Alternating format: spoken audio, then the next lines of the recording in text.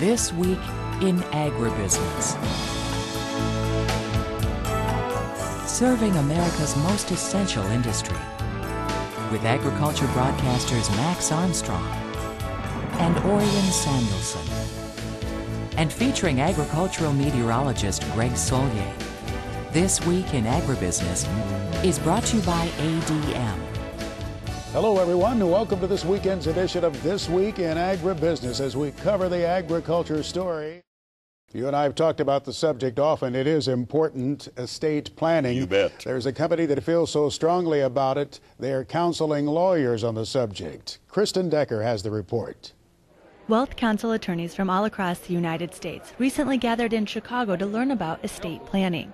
One of the special breakout sessions dealt with farming and ranching succession, and I asked Executive Director Matt McClintock why they decided to specifically target the agricultural sector. We know that there's a huge part of the American population that is involved in agribusiness. Lots of small farming operations to very large corporate farming operations. We also know that very few farmers and ranchers and other agricultural business owners, very few of them have succession plans in place.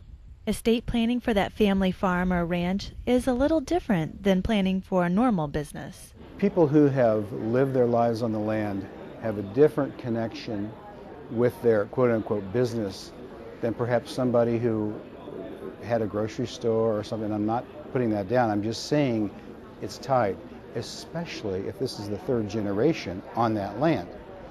So there are all the personal issues, all that we call them soft issues.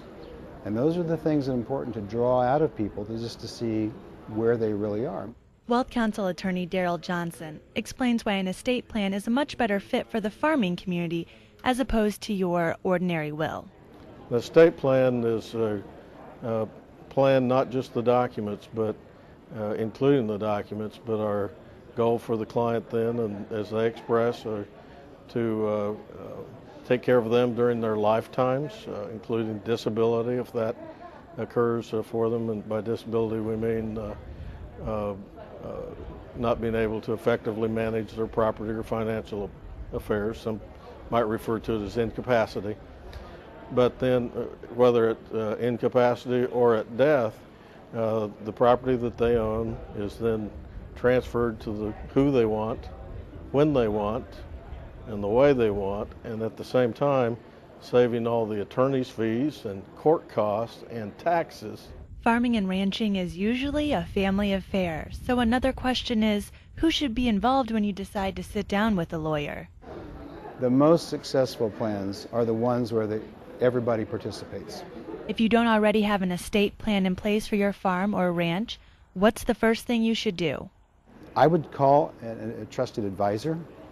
Maybe that's their insurance professional, maybe that's their accountant. Many times it's their accountant, if not a trusted friend. And just say, what have you done in the way of planning? Estate plans are crucial for keeping a family farm in the family. For This Week in Agribusiness, I'm Kristen Decker.